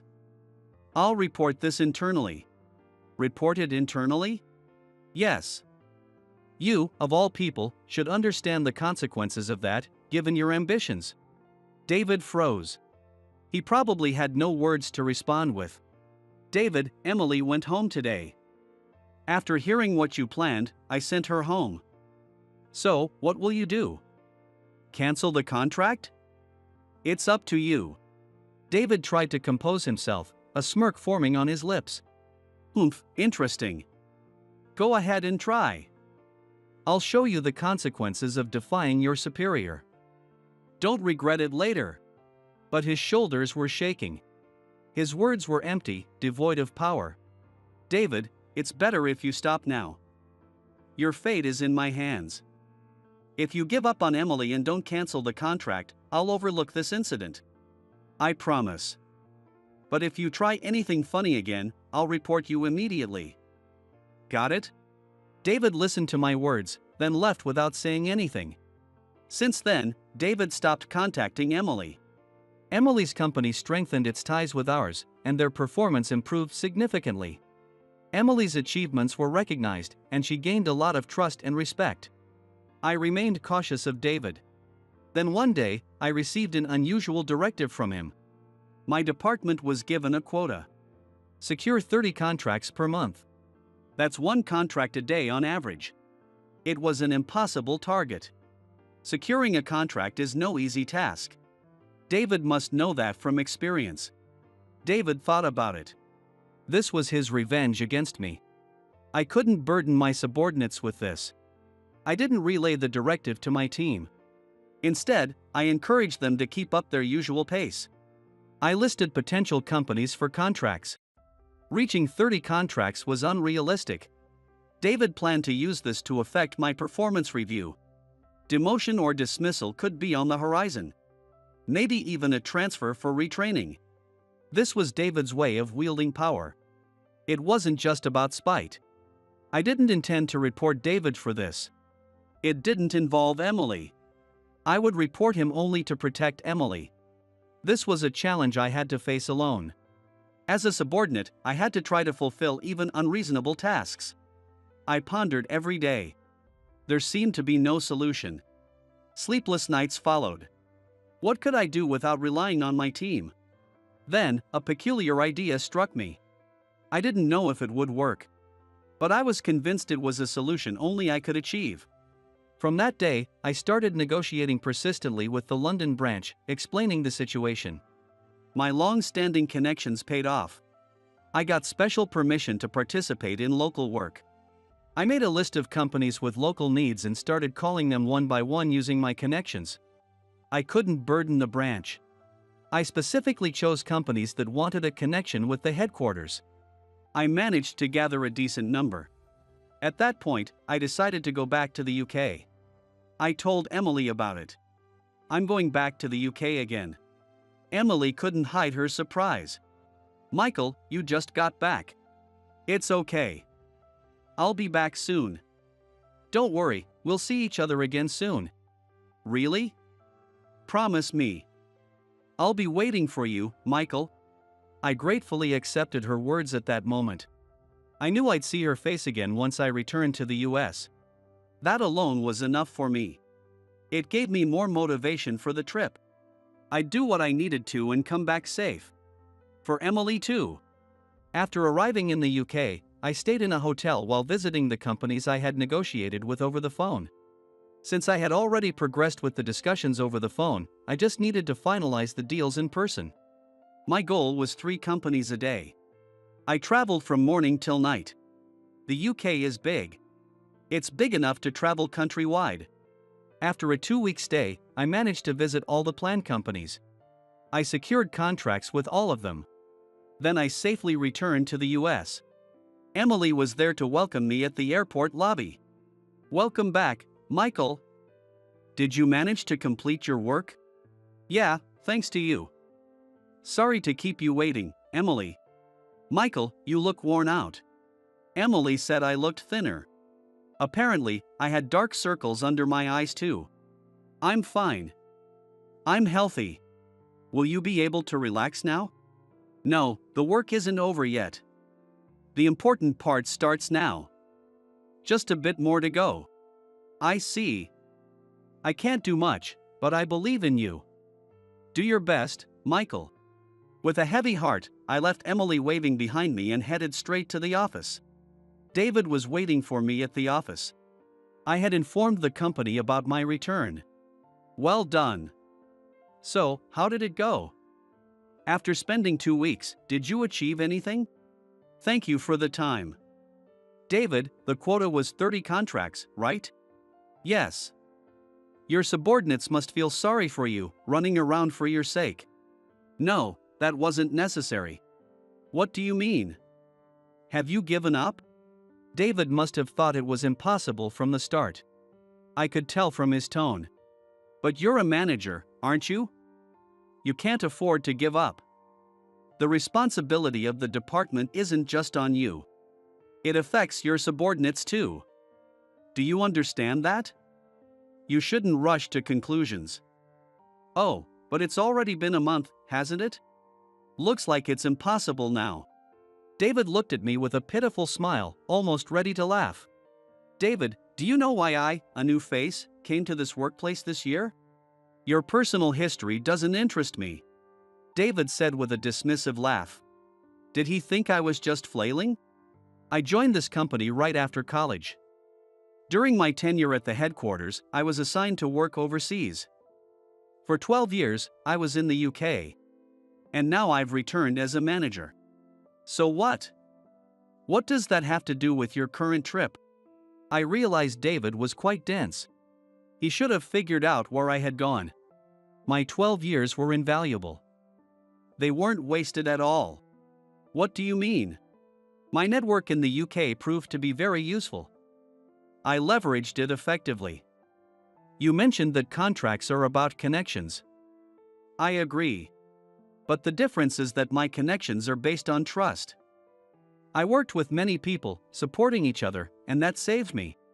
Your connections are fleeting and opportunistic. They leave nothing behind. Such relationships are empty. Do you have any allies around you? David snorted and mocked me. The winners are those who can get the job done. That's all that matters. It doesn't matter how it's done. People are tools to be used. There's no value in relationships outside of work. Anything that can't be reused is discarded. I suppose you plan to discard Emily after you had your way with her too. You sacrifice people for contracts and manipulate them through work. I don't want to work with someone who holds such values. David seemed delighted by my words. Oh. So you're quitting? What an irresponsible person, abandoning your job. David, I've met the quota. I handed David the list of all the companies I had secured contracts with in the UK. There are exactly 30 contracts here. With the contracts my team secured, we've exceeded the target. David looked at the list in disbelief. He seemed skeptical. If you doubt it, feel free to verify. All the contracts are signed. And with this, I am resigning from the company. Naturally, my reason for leaving will be questioned. I will simply state the truth. I cannot work under you, David. I won't mention your past actions. But I will clearly outline the unreasonable quota you imposed. I wonder what the bosses will think. I look forward to finding out. With that, I turned to leave. David called out to me in a panic. Wait. I understand. Let's resolve this amicably. Amicably? What do you mean? I met the quota, so this matter is settled. Don't say that. Please don't leave. Stay for my sake and the company's. David suddenly begged, even going as far as to bow. All right, David. But no more unreasonable directives. I said this and left the office. It was already dark outside. I contacted Emily and arranged to meet her at a park near her company. Emily finished her work and hurried over. She smiled happily when she saw me. Is your work finished? Can you relax now? Yes. It's all done. There's nothing to worry about anymore. The contracts are signed, and everything is going well. Everyone appreciates your help, Michael. Thank you. That's good to hear. Don't worry about David either. He hasn't contacted me since. Michael, what did you do to him? It doesn't matter. You're safe now. I was so worried you might leave again and not come back. I told you I'd come back, didn't I? Though maybe it would have been better if I hadn't. I said something I didn't truly feel. Even though I returned, I knew I couldn't be with Emily. That thought weighed heavily on me. I had looked forward to seeing Emily more than anything. Emily suddenly looked sad. Why? Why would you say that? I've been thinking about you constantly while I was away. I wanted to see your smiling face. But you always have to go home when the time comes. I'm left alone again. Coming home to an empty place is tough for me. It's something I can't help." Emily listened quietly to my words. Then she spoke softly to me. "Michael, do you remember the words I always tell you when we part?" "Yes, I remember. You always say you're waiting for me. I'm still waiting now. Since our college days, nothing has changed for me." "What do you mean?" "I can't imagine being with anyone other than you, Michael." "So, I've been living alone all this time." "What? Emily, you're not married?" Emily shook her head. She wasn't just waiting for me to come back, she had been waiting for me all along. "When I went to the UK, I told you not to wait for me. I thought you wouldn't be happy waiting for someone who didn't know when he'd return." Emily came closer to me. "I wanted to go with you, but I couldn't leave my sick mother behind at that time. She passed away, but I had no way to follow you. I believed we would meet again someday, and before I knew it, here we are." So, Emily had been waiting for me. I hugged Emily tightly. A year later, we were happily married. We continued to nurture our love together. The company investigated the sudden surge of contracts I secured, which exposed David's arrogance. David was spared from being fired but was sent for retraining. He would never return to the headquarters. I was recognized for my achievements and took David's position. It was an exceptional promotion. Even though I had just returned to the headquarters as a manager, no one objected. I was praised for my incredible vitality. They said it was a miracle that I protected my subordinates and led them out of a difficult situation, despite the unreasonable directives. This recognition wasn't just for me. It was for everyone who supported me. And my greatest supporter was, of course, Emily. Thanks to her strength, I was able to achieve what I did. Together with Emily, I also became a director. We planned to support each other both at work and at home. I faced Emily again with renewed gratitude. "Emily, I am truly blessed. My life has been a series of miracles, and being united with you is the greatest miracle of all." "Thank you. It's all thanks to you. Michael, your life is a testament to your determination. That's why these miracles happened. I'm also happy to be with you. From now on, it's our life together." Emily was my excellent partner in both work and life. Our future was as bright as it could be. "Ah, you came, Alex." It was a celebration for my close friend and colleague's promotion. On this happy day, our elitist boss, Steve, decided to spoil the mood. Noticing there wasn't a seat for me, my colleagues tried to make space, but Steve laughed. "Isn't it great, Alex? No seat for the incompetent." His outrageously rude behavior pushed me to my limit. "All right. Let's all leave then." "Let's do that." Agreeing with me, everyone started packing up, leaving only Steve behind. Steve, who was panicking, still didn't know about my true identity. "My name is Alex, 40 years old. I came back from my remote assignment today to celebrate my friend and colleague, Mike's, promotion.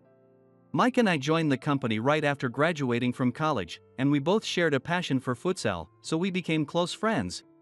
He's the one I shared my dreams with over a beer after work. I believe someone like you should be the one to lead and reform the organization. If one of us were to move up, it should definitely be you." Mike would always say this when he got drunk. I would just laugh it off, but Mike was quite serious. "All right then, let's compete to see who gets a position first before aiming for the president's chair." We worked hard, driven by this friendly rivalry. Neither Mike nor I got married. Instead, we focused on our careers, taking on different assignments to steadily build our careers. Mike, who was good at engaging others without making enemies, was entrusted with important projects by the company. He successfully delivered, bringing significant profits to the company. As a result, the president, Mr. Jones, announced Mike's promotion to the youngest department head. There was some unrest among the bosses in the company, with some saying it was too early due to his age. "What are you talking about? Those who are young and talented and contribute to the company should naturally be given appropriate positions. If we can't utilize young talent and make this a company where they want to work hard, we won't survive in the future." Mr. Jones' argument was logical, and no one argued after that. Mike told me this with a laugh. It was good to see that Mr. Jones has some guts. You don't often get to meet him even when you work here. That's true. But Mr. Jones is a passionate person. Congratulations on your promotion to department head. I'll work hard not to fall behind. You'll get there soon, I'm sure of it. Not sure about that. Steve hates me, so it might be difficult. Steve hates anyone who threatens his position or criticizes his way of doing things. Steve is a 55-year-old man who is nothing but a nuisance. We once worked on a project together with a few others, but Steve's constant nagging and criticism significantly lowered the team's morale. Your proposal is unrealistic as usual. You should think of something more practical. He would dismiss ideas like this, and he was even harsher on younger colleagues. Maybe you don't understand the importance of this project because you're still young. How about moving to a project that's more suited to your level? He said this to a young but capable woman named Natalie, whom I had personally recruited from another team, and it made me furious. With such an attitude, it's no wonder we couldn't get good results. So, I once voiced my concerns to Steve. With all due respect, Steve, your comments lower everyone's morale. I'm not asking for you to be friendly, it's work after all. But could you please be more mindful of your words to foster better teamwork? I thought I was being quite polite. But it didn't get through to Steve at all. Back in the day, this was normal. Feeling frustrated but determined to prove oneself is important, don't you think? You might want to seem like a nice guy by criticizing me, but a truly competent person needs the courage to be disliked. My stress levels skyrocketed after hearing this. I realized that Steve was stuck in outdated notions of leadership and morality. His inappropriate comments and treatment of Natalie were particularly noticeable. But I couldn't just give up there. But, Steve, times have changed. Steve interrupted me. There's no need to adapt to the times. Aren't we all being too soft on the young generation? When I was young, we didn't get any consideration from our bosses, but we still worked hard. I'm done. I quickly gave up on Steve and ran around trying to cushion the blow for everyone else. Steve would throw insults and impossible tasks at me. Whenever it went too far, I didn't stay silent, which is why Steve disliked me. He never explicitly said he hated me, but his signature sarcasm made it clear. Alex, you and I just don't get along. Probably on a fundamental level. If it were up to me, I wouldn't want to work with you. I'd like to meet someone who could take that comment positively. I could only get through it with a half-hearted smile. Those times were tough, and my stomach often hurt, but the project ended successfully, so I considered it a win. Thank you, Alex. Without you, I would have left the project at the very beginning. I could finish it thanks to you. Seeing Natalie teary-eyed and appreciated me made me feel saved. After that, I was assigned to a different location and didn't see Steve again. This time, it turns out Steve was the one who organized Mike's promotion celebration. His ulterior motive of wanting to stay close to the rising star, Mike, was evident, and it left me feeling uneasy. Well, I'll graciously play the main role. It'll be nice to see everyone too. Someone trustworthy will handle the details, so it should be fine. I'm looking forward to it. Me too. We talk on the phone, but it's been a while since we've met in person. I'm looking forward to it. That was the conversation we had the day before the celebration. The venue was a well-known French restaurant inside a hotel. As I stepped into the hotel, I wondered if there was a wedding happening somewhere. Elegantly dressed women and sharply dressed men were walking around. Seeing the celebratory atmosphere everywhere lifted my spirits as I headed to the restaurant. The restaurant was enveloped in a vibrant atmosphere, making my heart dance. Looking around, I saw Mike and then heard Natalie call out to me. Long time no see, Alex. How have you been? Oh, Natalie. It's been a while. So you're here for the promotion celebration too? Yes. I was invited as well. Since our last project together, Mike has been very kind to me. That's great. Was it easy working with Mike? Natalie nodded yes enthusiastically. It was really easy. Of course, he said some strict things, but it's completely different from someone just being emotional. Logical feedback makes a huge difference in how you take it. Natalie's way of saying it made me laugh. Those times were tough. I'm sure we're both thinking of the same someone. Natalie laughed out loud at my comment. I think Natalie is around 26 years old. She's truly an incredibly talented person. I hope she continues to grow in our company. Oh, by the way, Alex, where's your seat? I hope it's close to mine. Her question made me pause. Was there a seat assignment? My invitation didn't mention one. Taking out my invitation, Natalie looked puzzled. Is that the invitation you received? It seems different from ours. Natalie showed me her invitation from her bag. They were similar but had different designs. Here's what the inside of ours looks like. Her invitation included a greeting, the date, and a seat number. Mine only had the greeting and date. Both of us were taken aback. Wait, does that mean I don't have a seat? Could that be?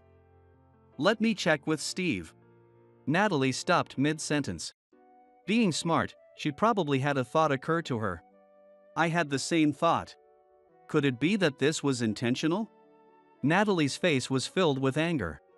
I wanted to deny it, but that was likely impossible.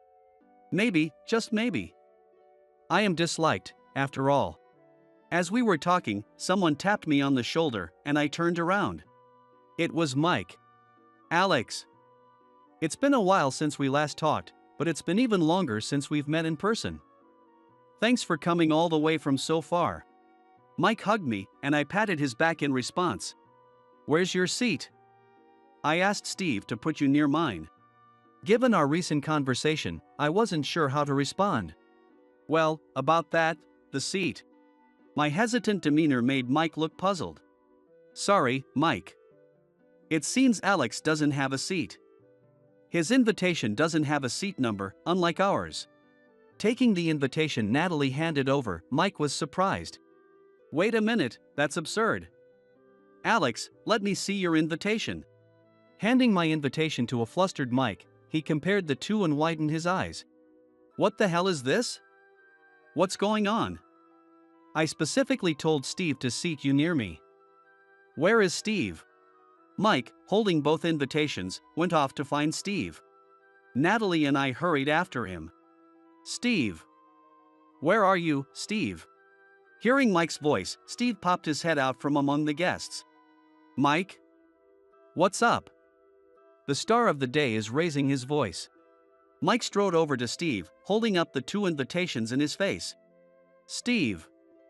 What's the meaning of this? Why is Alex's invitation different and without a seat number? I clearly remember you agreeing to seat him near me. Despite Mike's words, Steve remained unfazed. Oh, Alex's seat. Yes, you did ask me to place Alex near you. But, I thought it over. Steve gulped down his beer and said something unbelievable. I decided Alex didn't need a seat. After all, he's incompetent. The lively venue fell silent at those words. Whether he didn't notice or simply didn't care. Steve continued cheerfully. There's no place for the incompetent, be it in the company or at a celebration. Don't you agree? Mike's face turned red with anger. What have you done? I can't believe this. I owe a lot to Alex. Without his advice and encouragement, I wouldn't have achieved these results. It was a mistake to rely on you, Steve. I'll ask the restaurant to prepare a seat right now. When Mike angrily spoke, a staff member, sensing the seriousness of the situation, approached us. Is there something wrong, sir? Sorry, it seems we made a mistake and there's one seat missing. Could you please prepare another seat for us? I understand, of course. We'll arrange it right away. Thank you, and I'm really sorry. No problem at all, please wait a moment. As the staff member smiled and was about to leave, Steve grabbed her arm to stop her. Sir, is there a problem? No need to set up another seat. Understandably, the staff member was confused. Receiving mixed requests to add and not add a seat. Steve, that's enough. Please prepare the seat. No need, I said. He's incompetent. We don't need a seat for the incompetent. Seeing Steve laughing boisterously in the confused faces of everyone around, I quietly spoke to Mike. I apologized to Mike, who just turned around. Mike, I'm sorry for ruining the mood at your celebration. Not at all, I'm the one who should apologize. I'm sorry you had to experience this. Don't worry about it, Mike. It's honestly a wonder that someone as competent as you is friends with someone as incompetent as Alex. No need for a seat for the incompetent, whether in the company or here. After being called incompetent so many times, I finally reached my limit. Alright. Let's all leave, then. When I called out, voices rose from various corners. Let's do that. I'm leaving too. Even Mike, the star of the day, started packing up, leaving Steve stunned. Wait. What are you doing, Mike? If you leave, it won't work out. Today is your promotion celebration. Steve, clearly panicking, tried to stop Mike. No, if this is what the celebration looks like, I'd rather not.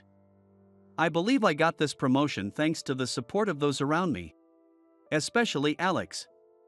I can't celebrate by disregarding someone who's helped me. Mike's words must have conveyed his seriousness. Steve's expression started to change rapidly. Wait, you can't be serious. Mike, are you really leaving? Everyone's leaving too? We're leaving. I'm leaving as well, excuse me. Everyone started saying their goodbyes and leaving the restaurant. Excuse me, Steve. Let's go, Alex. Hey. Wait a minute. Please, Mike. As Steve tried to stop us, a restaurant staff member intervened. Steve? I'm sorry, but could you please explain what's happening here? This is quite confusing for us as well. Wait. Let go of me. Ignoring Steve and the restaurant staff, Mike, Natalie, and I left the hotel. Outside the entrance, our colleagues were waiting for us. So, what do we do now? Thank you all for coming to celebrate. I'm really sorry about what happened. Standing beside Mike, I also apologized. I apologize too. I'm really sorry. As we both apologized, voices reassured us. It's definitely not your fault, Mike. It's Steve who's in the wrong. Yeah. It really ruined the mood. My dad's running a small restaurant that's open right now.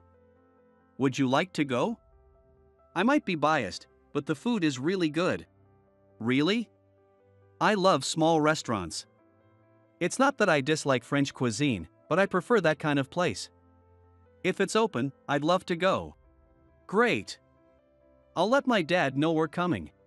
With a new destination decided, everyone began moving together, chatting cheerfully. Surrounded by colleagues, Mike looked genuinely happy.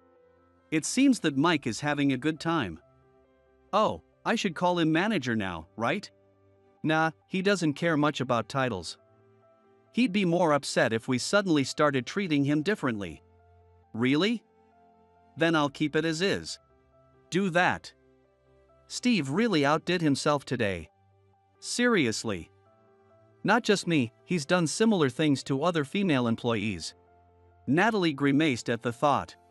Her words made me stop in my tracks. Natalie, can you tell me more about that? On our way to the restaurant, Natalie shared more about Steve's misdeeds. Everything she mentioned was absolutely unacceptable, and I sighed heavily. For now, I shifted my focus back to celebrating Mike's promotion. The impromptu celebration for Mike's promotion at the other restaurant was a heartwarming and wonderful event. And on my way home, I made a phone call. Hello? It's me. Do you have a moment? I have something to discuss. The next day, I returned to my assignment and worked as usual. 6 months later, I finished my assignment and returned to the headquarters. On my first day back, Mike came to greet me. Hey, welcome back. Thanks, Mike. I'm honored you came to greet me. Oh, stop it. You're here to see Mr. Jones, right? So am I. Shall we go together? Sure thing. Let's go. Mike and I headed to the president's office together. Mike knocked on the door, and upon hearing come in, we entered together. Excuse us, Mr. Jones. I've brought Alex with me. Excuse us. We both entered the office and greeted. Ah, I see. Good job. Let's hear your report. Yes, sir. I reported on my assignment. I see. Well done. Thank you. After hearing my report, Mr. Jones made a phone call. As we sipped the coffee the secretary brought, we heard a knock in Steve's voice. Excuse me. Come in. Steve entered, looking surprised to see us. From what Mike told me, Steve had a tough time after we left the restaurant. The next day, he confronted Mike at work, asking why he left, but Mike calmly explained what Steve had done. Word spread within the company that the reason was Steve's failure to arrange a seat for me, making him feel quite isolated. So he stayed quiet for a while. You called for me, Mr. Jones? Yes, sorry for the trouble. Have a seat. Steve reluctantly sat down on the sofa. The reason I called you all here is about personnel changes. I've decided to step down as president. Though I still feel young. My daughter got married and I have a grandchild now. My wife wants to spend more time together. Oh, really? Mr. Jones, you still seem so young. I always thought you'd continue leading the company. Thank you. Well, I still feel young, but I think it's time. I see. Mr. Jones, thank you for everything. I won't forget your guidance. Steve stood and appreciated him. Mr. Jones smiled at him. Thank you. Now, about the new president. We've found the right person. Steve's face lit up with expectation. Who might that be? Asking who it was, Steve leaned forward, nostrils flaring with anticipation. Mike and I struggled to suppress our laughter at the sight. The new president will be Alex here. And Mike will be the vice president. Thank you, Mr. Jones. I will do my best to shoulder this responsibility. I'll do my best to support Alex. We stood, greeted Mr. Jones. Thank you both. I trust you with the company and our important clients. Mr. Jones shook our hands firmly. I glanced at Steve, who looked frozen in disbelief. I smiled warmly at him. Steve? Is something wrong? Are you okay? Steve finally responded to my question. What? How can he be the president? His final question was directed at Mr. Jones. With a gentle smile, Mr. Jones explained. Well, Alex is highly competent. The branch he was assigned to had a lot of old-fashioned issues, such as intimidating superiors and inappropriate behavior towards female employees. It's shameful for a company to still have such problems in this day and age. Don't you think? Steve, turning pale, responded to Mr. Jones with a series of yes and absolutely remarks. Well, that's all he could say. He probably recognized these behaviors as his own. So, I had Alex work on improving the environment there. It was tough because those kinds of people are usually very stubborn. But despite the time it took, he managed to make significant improvements, and we've received positive feedback from the younger employees. That's great to hear. Those young colleagues are very talented and will thrive in a more open environment. I smiled, thinking of the young team members from my assignment. I could imagine their surprise when they found out I was becoming the president, probably calling me in shock. From the flow of this conversation, you can probably guess why you are here. Steve was pale. He was sweating so much that I almost wanted to ask if it was midsummer. He wiped his sweat with a handkerchief, his eyes darting around nervously. I had Mr. Jones call you here to inform you of your consequences as the new president. I pulled out a thick file from my bag. It was a dossier of all the complaints and issues related to Steve. Seeing the bold investigation report on the cover, Steve must have been extremely anxious about its contents. What is that? Did you investigate my private life?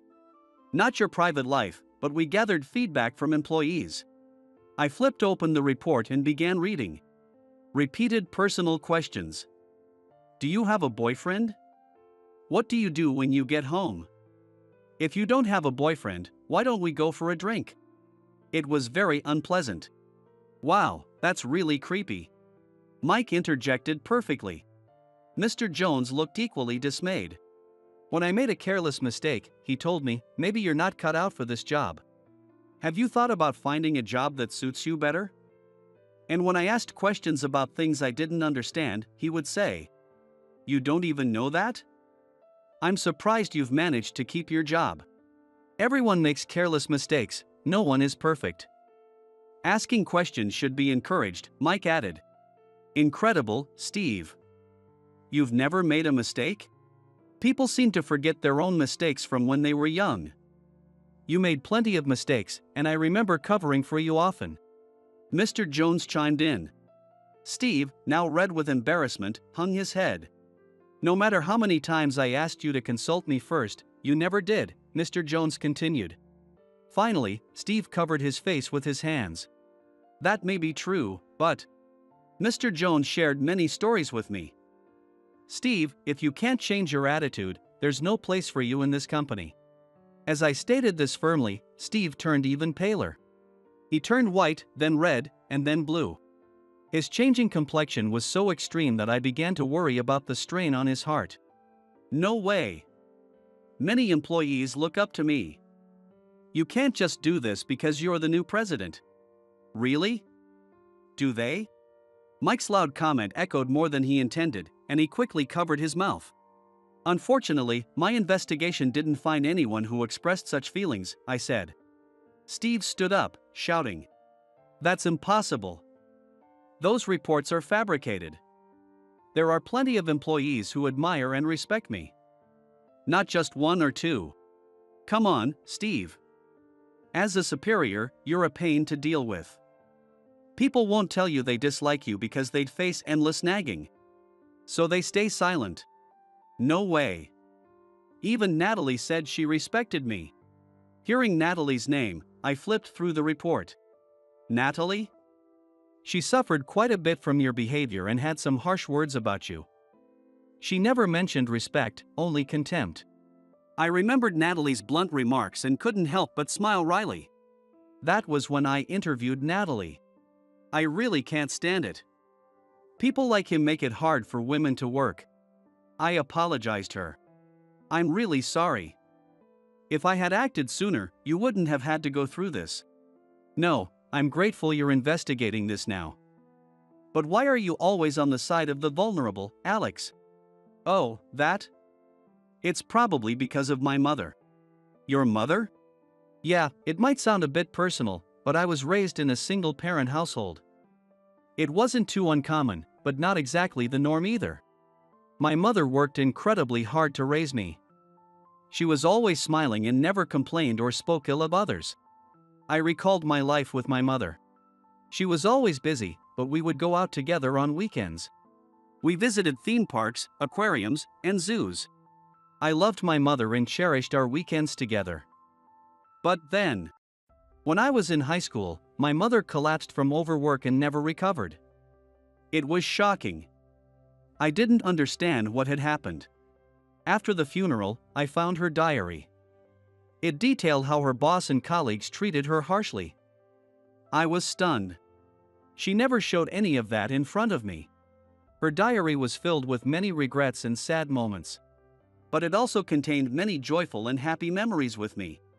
She wrote about looking forward to weekends with me and how she worked during the week to enjoy those 2 days. Weekends are just 2 days out of 7. If the other 5 days are spent in a hostile work environment, that's tough. Even if she worked with a smile, it was hard on her mentally and physically. Natalie was quietly crying. I believe the company can do more to ensure employees don't have to suffer. Unfortunately, there are always going to be unpleasant people. But having someone you can rely on, who you feel is on your side, makes a big difference. My mother didn't have that. And thinking about it still makes me cry. I almost cried for the first time in a long while. But I held back and continued talking. So, in a way, it's like I'm helping my mother. She struggled alone without support, and I wish I could have helped her. That's why I do this.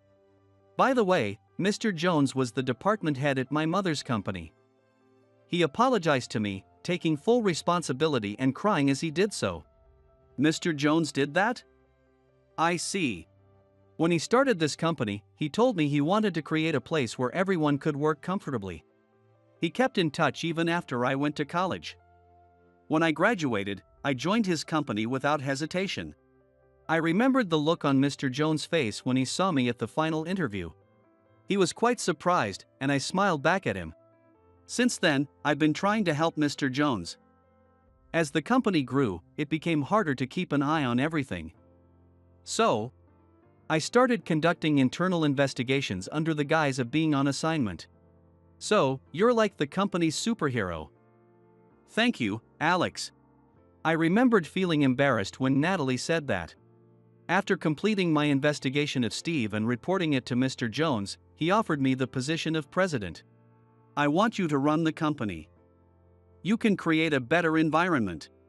At first, I hesitated, doubting my abilities, but Mike encouraged me. Mike was one of the few who knew about my background in Mr. Jones. I've always told you, someone like you should lead. Create the company you envision. I'll support you. Thank you. I'm so glad you're here. Mike and I shook hands firmly, and I accepted the role. No way. How could I have known? It's not my fault. I sighed at Steve's loud protest. Steve, it's true that people won't know unless you tell them. But as a manager, it's also your job to understand your position and be aware of how others feel. Why should I have to be so considerate? It wasn't like this in my time. I sighed again at Steve's lack of remorse. It seems you don't understand. Fine. We'll notify you of the consequences later. Please leave. I motioned for Steve to leave. However, he continued ranting, forcing us to call security. Why me? This is ridiculous. There was no sign of remorse in Steve's shouting. I felt a sense of exhaustion as I watched him being escorted out. I'm sorry. I should have handled it better. I shook my head at Mr. Jones' words. No. Some people just don't change. Well, it can't be helped. Let's make sure there are no more Steves in the future. Exactly. We'll definitely create a workplace where everyone can work comfortably.